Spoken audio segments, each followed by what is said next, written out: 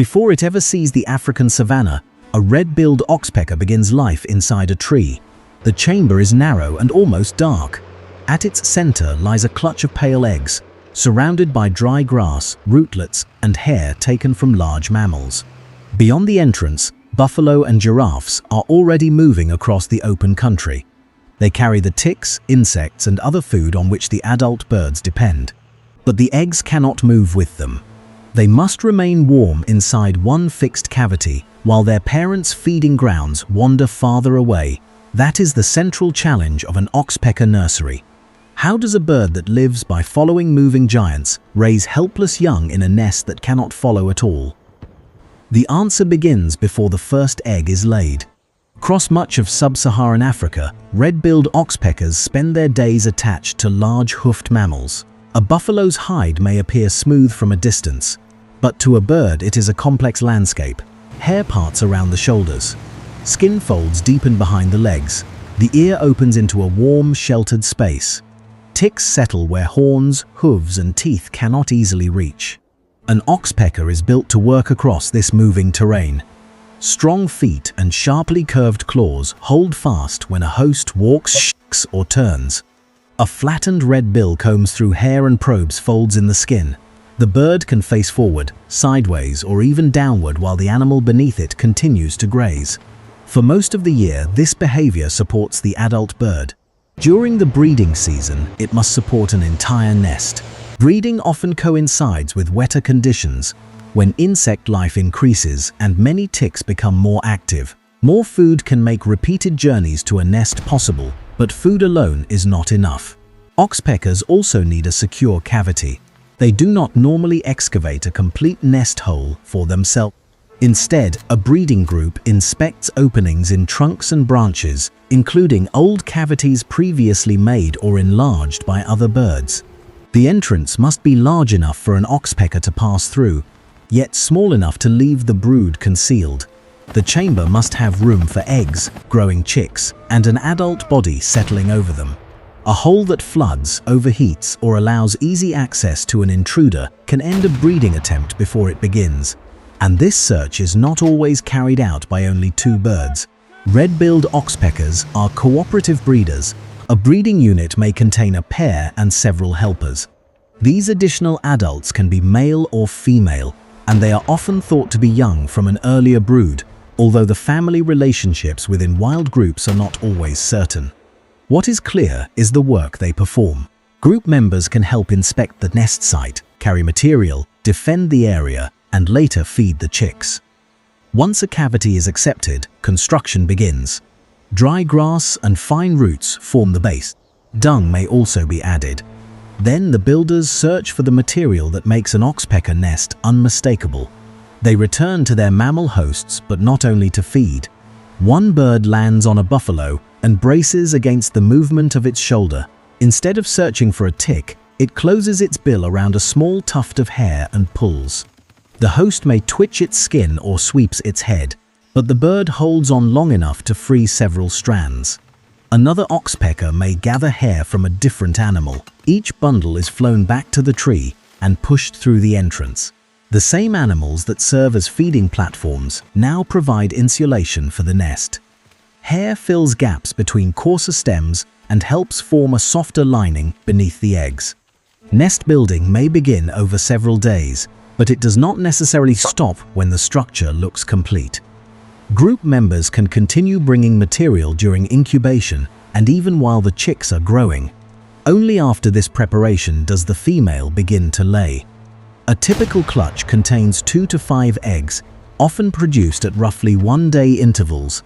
In the darkness of the cavity, their pale shells are difficult to see from outside. That concealment is one of the nest's greatest advantages. The open savanna exposes small birds to heat, wind, and watchful predators. Thick wood places a solid wall around the most vulnerable stage of life, but a cavity cannot provide warmth by itself. For approximately 12 to 13 days, the breeding pair handles the incubation. The male and female exchange duties, keeping the eggs covered while the other bird leaves to feed. The helpers contribute in other ways, but field observations indicate that incubation belongs to the breeding pair. Every exchange must balance two demands. An adult cannot remain away so long that the eggs cool, yet it must obtain enough food to maintain its own body. The bird leaving the nest flies toward the sounds and movements of large mammals. A herd may have shifted since the previous visit. The oxpecker must locate a host, land safely, feed, and return to the same small opening in the tree. On a buffalo, giraffe, antelope, rhinoceros, or domestic cow, the search becomes precise. The oxpecker works along places where ectoparasites are likely to be accessible. It separates hair with its bill, examines the edges of the ears, and probes sheltered folds. An engorged tick offers a concentrated meal. Flies, lice, mites, dead skin, earwax, and secretions can also be taken. The host's response varies. A mammal may continue grazing while the bird works across its back. It may hold still as the oxpecker investigates an ear. But tolerance is not guaranteed. A shake of the head, a flick of the skin, or a swinging tail can signal that the bird has become irritating. The oxpecker then shifts position, grips more tightly, or flies to another part of the body. This is not a simple story of one animal helping another. Oxpeckers do consume ticks, and that can remove individual parasites from a host. Yet controlled research has found that their presence does not always produce a measurable reduction in a mammal's overall adult tick burden. The birds also feed at wounds, taking blood and tissue, and sometimes delaying healing. The benefit to the oxpecker is clear. The outcome for the host changes with the kind of feeding, the condition of the animal, and the circumstances. For the embryos inside the tree, however, every successful foraging trip keeps the adults capable of continuing their work. Near the end of incubation, movement begins beneath the shells. A chick presses against the inner surface with the small structure used to break free. The first fracture may be no more than a pale line. Repeated effort widens it. A piece of shell lifts, and a wet, fragile head emerges into the dark chamber. Hatching does not produce a miniature adult. The newborn oxpecker is nearly naked, its eyes closed, and its muscles weak. It cannot regulate its temperature reliably. It cannot leave the hollow, cling to a buffalo, or search through hair. Even raising its head requires effort. Now the work of the group changes. The breeding adults brood the hatchlings to keep them warm. Parents and helpers make repeated trips between the cavity and the moving mammals outside. Each bird searches the skint of a host, takes suitable food, then returns to the tree. At the entrance, a faint movement or call from an arriving adult triggers an immediate response. Necks rise, mouths open. The quiet chamber becomes a cluster of begging chicks. Food is transferred directly from the adult's bill to the chick. A tick found on the hide of a large herbivore can therefore travel from mammal to bird, from bird to nest, and finally into the mouth of a chick that has never seen the animal on which its meal was found. This repeated connection is the engine of the brood's growth. During the first days, the chicks spend most of their time pressed together on the nest lining.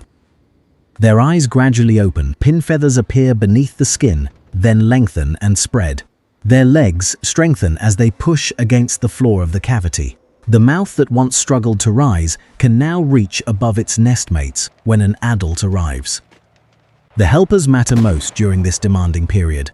A pair working alone must divide its time among feeding, brooding, nest maintenance, and vigilance.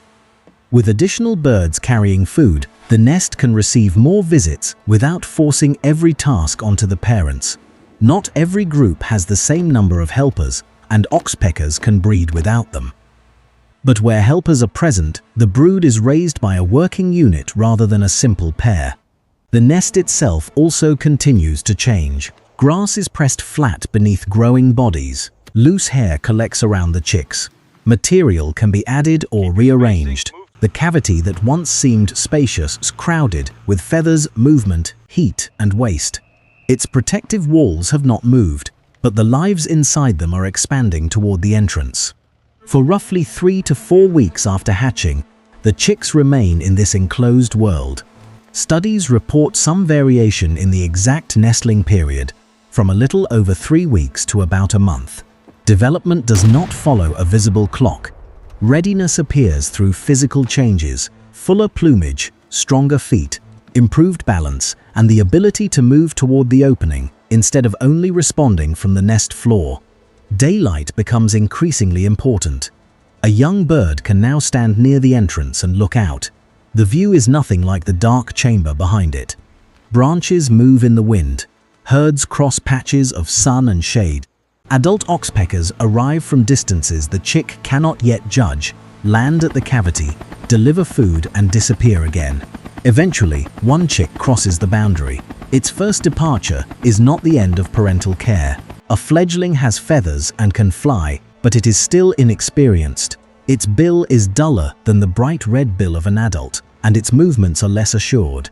It must learn to land on branches, follow the group, recognize suitable hosts, and control its balance on an animal that may turn without warning.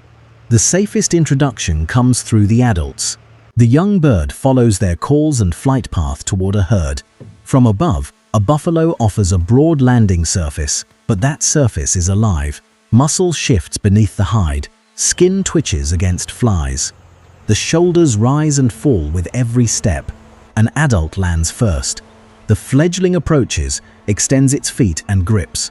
For the first time, the source of its food is no longer hidden beyond the nest entrance. The giant animal is directly beneath it. The young oxpecker must now convert instinct into skill. It watches where adults concentrate their search. It moves along the direction of the hare, tests shallow folds and adjusts when the host shakes. Early attempts may be slow or poorly placed. A tick can be overlooked. A sudden movement can force the bird into flight. Each return improves the coordination between bill, feet, wings, and balance. Some feeding behavior may appear without prolonged instruction. Observations of young oxpeckers suggest that even wound feeding can emerge early, though how much is inherited and how much is refined through experience remains uncertain. The juvenile is not learning a moral role as a cleaner or a parasite. It is developing a feeding system that can produce either outcome for the mammal beneath it. Even after fledging, dependence can continue for weeks. Adults may still pass food directly to the juvenile while it begins to forage for itself. Published accounts suggest young birds can remain dependent until around 3 months of age. During that time, the former nestling becomes steadily more capable of following hosts and finding food without assistance. The old tree cavity is quiet again. Flattened grass and mammal hair remain as evidence of the transformation that occurred inside. The brood entered as eggs that could survive only through warmth. It left as a group of feathered birds ready to attach their lives to animals hundreds of times larger than themselves. That attachment is the real foundation of the red-billed oxpecker's life cycle. Large mammals provide feeding surfaces, parasites, secretions, occasional blood, nesting hair, and even the moving platforms on which courtship and social behavior can occur. Trees provide the fixed refuge where the next generation develops beyond the reach of the herd's footsteps. Neither part can replace the other. A safe hollow without nearby hosts leaves the adults without their specialized feeding ground. Abundant hosts without suitable cavities leave the eggs exposed to risks they are not built to withstand. The bird's survival depends on moving bodies and stationary trees remaining connected within the same landscape. So the red-billed oxpecker is more than a small passenger on the back of a giant. It is a cavity-nesting bird, a cooperative breeder, a specialized forager, and a partner whose effect on its host can shift between useful and harmful. Its young are raised through a chain of relationships that begins on mammal skin and ends inside a dark wooden chamber. From a strand of buffalo hair beneath an egg to a juvenile's first uncertain landing on a living host, every stage prepares the bird for the same extraordinary life. Growing up in a tree, then surviving on the bodies of giants.